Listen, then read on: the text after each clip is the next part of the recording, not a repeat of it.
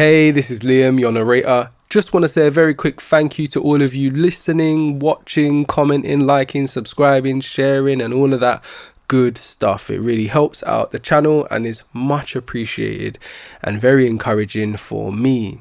So with all that said, let's get into the story.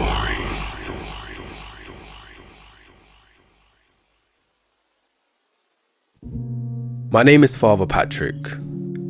Until 2 months ago, my most challenging ordeal was ministering Sunday Mass at St. Patrick's Cathedral in Manhattan. But life, it seems, enjoys a cruel jest, for in the quiet sanctuary of St. Maria's Convent in upstate New York, an unspeakable horror descended upon Sister Mary Agnes.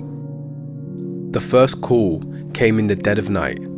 The convent's Mother Superior, a stern woman named Sister Bernadette, called in desperation. "Father Patrick," she whispered, "something's wrong with Sister Mary Agnes." "What do you mean?" I asked.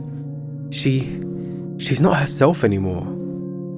There was something in her voice, a tremor of unspeakable fear that compelled me to journey to the quiet town of Garrison. When I arrived, Sister Mary Agnes was nothing short of terrifying. The once gentle nun now spoke in tongues, her voice a deep and chilling growl, her body contorted in ways unimaginable, her eyes burning with an unholy fire. "Father Patrick," she sneered, her voice thick with malevolence. "Come to play the hero?" "I'm here to help, sister," I replied, trying to keep my voice steady. She laughed, a sound akin to bones scraping against tombstones. "Oh, you cannot help, young priest. You're a lamb in the den of the lion." As the days turned into weeks, it became clear that this was not a mere case of possession. The demon inside her had a personal vendetta. It sought revenge for an event that shook the Catholic Church to its core in the 19th century. The death of Pope Pius XI. "Do you remember?" it hissed one evening. "The pontiff who declared himself infallible. Do you remember how he burned us, exiled us?" It took me a while to connect the dots. Pope Pius XI was responsible for the proclamation of the doctrine of papal infallibility. It was a move that created significant division within the church, leading to the exile of several clergymen and nuns. They were accused of heresy and demon worship. Was Sister Mary Agnes possessed by one of these forsaken souls? Armed with this knowledge, I realized I needed to perform an exorcism. I wasn't ready, but whoever is for such a task? It was the only hope for Sister Mary Agnes and for the safety of the church itself. The exorcism took place in the chapel of the convent, the room filled with the eerie echo of my prayers, each word a plea for deliverance. The demon raged within Mary, her body thrashing violently, her screams a symphony of agony and anger. "You cannot banish me! I demand vengeance!" it roared. "Spirit! In the name of the Holy Church, I command you to depart!" I thundered, my voice echoing off the chapel walls. The room shook, stained glass windows cracking under the pressure. I could feel the demon's wrath, its desperate struggle against the holy words. Then, in a chilling moment of silence, it happened. Sister Mary Agnes fell back, her body limp, the malignant glow in her eyes extinguished. It was over. In the aftermath, the convent was shrouded in a grim silence. Sister Mary Agnes was saved, but at a great cost. The experience had aged her, and she was a mere shadow of her former self. And me? I carry the burden of my experience, the knowledge of what truly lurks in the darkness. I walk now with the weight of the unspeakable etched permanently in my heart. I'm forever changed, a young priest inducted into the world of exorcism by fire and brimstone, scarred by the echoes of the forsaken. As I recount these harrowing events, a chilling wind sweeps through St. Maria's Convent, and I can't help but shudder. The darkness was banished once, but it's ever waiting, ever lurking, and I now stand guard. My name is Sister Mary Agnes. Until 2 months ago, my life was filled with nothing but peace and devotion, secluded in the serenity of St. Maria's Convent in Garrison, New York. But then, an unspeakable horror enveloped me. I remember the night it happened, a storm raging outside, the tranquility of my room broken by a sudden chill and overwhelming dread. Then came the voice, dark, twisted. It echoed in my mind, demanding vengeance. Over the following days, I found myself losing control, my body contorted in agonizing positions, my voice twisted into an unfamiliar guttural growl. I could feel the demon inside me, clawing, raging, pushing me further into the recesses of my own consciousness. Yet, I was always there, a silent observer in my own possession. The arrival of Father Patrick was a flicker of hope. Young and visibly shaken, he took on the daunting task of saving me from the malignant presence within. I watched as he recoiled at my contorted form, at the cruel mockery of his presence from my own lips. "The lamb in the den of the lion," the demon hissed, a malicious grin on my face. The demon was not a random spirit. It was a revenge-driven entity bound to the painful history of the Catholic Church. It spoke of Pope Pius XI, the pontiff who declared himself infallible and caused a schism within the Church. Accusations of heresy, exiles, and even burnings were the echo of that period, and this demon was a victim seeking restitution. Father Patrick, realizing the depth of the situation, steeled himself for the inevitable, an exorcism. He was unprepared, I could see it in his eyes, but he stepped up, driven by faith, by duty, by a need to save me. The exorcism was a maelstrom of pain and fear. It was both a battleground and a weapon, caught in the brutal tug of war between the holy and unholy. Every holy word from the Father Patrick was a lash against the demon, every defiance from the entity a fresh wave of torment. "You cannot banish me! I demand vengeance!" the demon roared through me. "Spirit! In the name of the Holy Church, I command you to depart!" Father Patrick's voice was powerful, unwavering, a beacon in the darkness consuming me. And then, silence. The demon's grip on me slackened.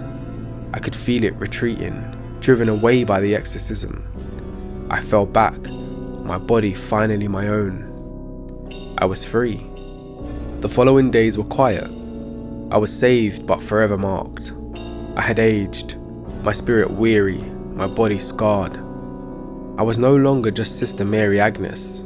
I was a vessel that held a vengeful spirit, a battleground for an epic struggle between good and evil. Now as I look back on those harrowing days, a shiver runs through me. I was on the brink of oblivion, nearly lost to the darkness. I survived, but at a great cost. The peaceful sanctuary of my life is now tainted by the memory of the demon and the echoes of the Forsaken. The world as I knew it has changed forever, yet in the scars, in the memories, I found a strength I never knew I had, a testament to the endurance of the human spirit. Now I stand in the quiet corridors of St. Maria's Convent, forever vigilant, forever changed. The darkness may have left, but the fight isn't over. It's a never-ending battle, and I am a warrior, marked by the divine and the damned.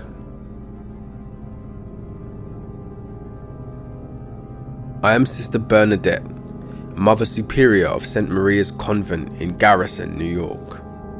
2 months ago, our sanctuary was disrupted by an event of unspeakable terror when Sister Mary Agnes, a beloved member of our sisterhood, fell prey to a malevolent entity. The first signs were subtle. Sister Mary Agnes, a beacon of serenity and devotion, began to change. Her gentle demeanour turned hostile, her sweet voice morphed into a guttural growl, and her body moved in unnatural and horrifying ways. I remember the terror of the first call I made to Father Patrick at St. Patrick's Cathedral. "Something's wrong with Sister Mary Agnes," I whispered, my voice betraying the fear that clung to me. His confused response only served to heighten my own anxieties, but I could tell he understood the severity of the situation. When Father Patrick arrived, his youth and uncertainty were stark against the backdrop of our dire situation. The sight of Sister Mary Agnes left him visibly shaken, yet he held his ground, confronting the demonic voice that sneered at his presence. A flicker of fear crossed his face, quickly replaced by a steely resolve. The demon residing within Sister Mary Agnes was not some random spirit. It bore the rage of centuries, her being wronged in the time of Pope Pius XI, a chapter of our church's history that brought division and scandal.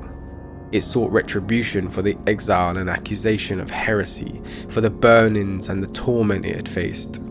Armed with this knowledge, Father Patrick made the difficult decision to perform an exorcism.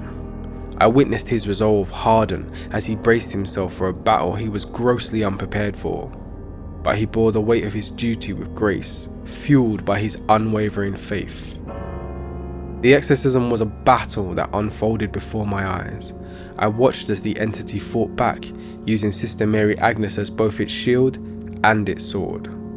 I saw her body thrashing violently, heard her screams echoing through the chapel, and I felt a knot of fear and despair tighten in my stomach. Father Patrick's voice echoed through the chaos, a beacon of hope amid the darkness. His declaration of banishment shook the chapel, and the demon inside Mary Agnes roared its defiance, desperate for revenge. The chapel quivered under the pressure of their clash, stained glass windows cracking, a tangible testament to the unseen struggle. Then, as suddenly as it had begun, it was over. Sister Mary Agnes fell back, the unnatural fire in her eyes extinguished, her body once again her own, and a sigh of relief swept through me. In the aftermath, we were left with a somber silence that shrouded the convent. Sister Mary Agnes was saved, but she was forever altered, her spirit weary and her strength waned, and I, once the guardian of the peaceful sanctuary of our convent, was left with a heavy heart, bearing the burden of witnessing the unimaginable. Now, as I tread the silent halls of St. Maria's Convent, the memory of those terrifying days is etched deep within me. The world I knew has changed irrevocably, marked by the shadows of the forsaken. But in the quiet, I find strength, the resilience of faith, a testament to our ability to endure, to fight, and to survive. The fight against the darkness is far from over, but we stand, vigilant and resolute, prepared for whatever comes next. Hey, it's Liam again. This is a little Easter egg for all of you who have stayed right up until the end. A big thank you to all of you. And I look forward to sharing more stories with you very soon in the next video. Take care.